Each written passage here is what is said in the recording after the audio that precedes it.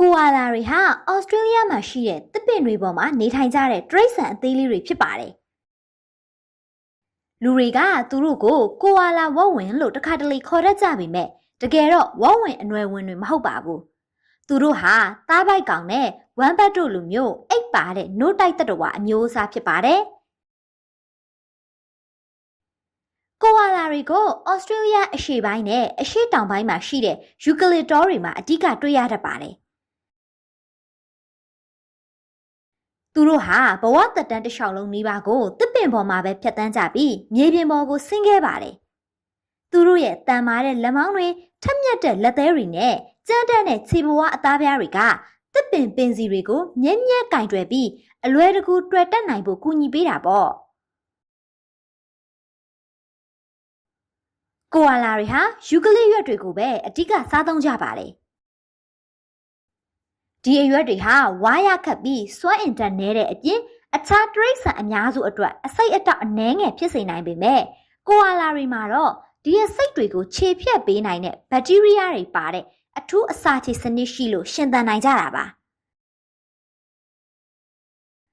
ဒီအစာကနေစွမ်းရည်အနှဲငယ်ပဲရတဲ့အတွက်ကိုအာလာတွေဟာဖြည်းဖြည်းပဲလှုပ်ရှားကြပြီးအချိန်အကြာကြီးအနားယူခြင်းဖြင့်စွမ်းရည်ကိုချွေထားကြပါတယ်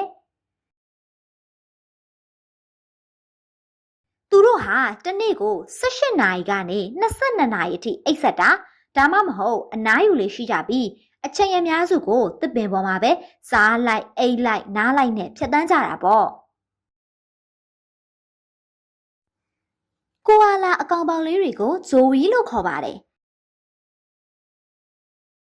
ဇိုဝီလေးတွေမွေးဖွားလာကြမှာအလွန်သေးငယ်ပြီးကိုခန္ဓာအစိပ်ပိုင်းတွေအပြည့်အစုံမဖွံ့ဖြိုးသေးပါဘူးအဲ့ဒီနောက်မိခင်ဖြစ်သူရဲ့သားပိုက်အိတ်ထဲကိုတွားသွားဝင်ရောက်ပြီးအန်ရီကင်းကင်းနဲ့လာပေါင်းများစွာနှိုးဆုနေထိုင်ပါတယ်ကိုအာလာတွေဟာဩစတြေးလျရဲ့တောရိုင်းတိရစ္ဆာန်တွေထဲမှာအရေးပါတဲ့အစိပ်ပိုင်းတစ်ခုဖြစ်ပေမဲ့အခုအချိန်မှာတော့တောပြုံးတာတောမိလောင်တာရာသီဥတုပြောင်းလဲတာနဲ့လမ်းမတွေပေါ်မှာကားတိုက်ခံရတာတွေဟာသူတို့အတွက်အဓိကအန္တရာယ်တွေဖြစ်ပါတယ်ဒီပြဿနာတွေကြောင့်ကိုအာလာတွေကိုဩစတြေးလျနိုင်ငံရဲ့ဒေသအတော်များများမှာမျိုးသုံးလူနီးပါးအန္တရာယ်ရှိတဲ့မျိုးစိတ်အဖြစ်တရားဝင်သတ်မှတ်ထားရပြီးအချို့ဒေသတွေမှာသူတို့ရဲ့ကောင်းရည်ဟာဇက်တိုက်လျော့နေစေဖြစ်ပါတယ်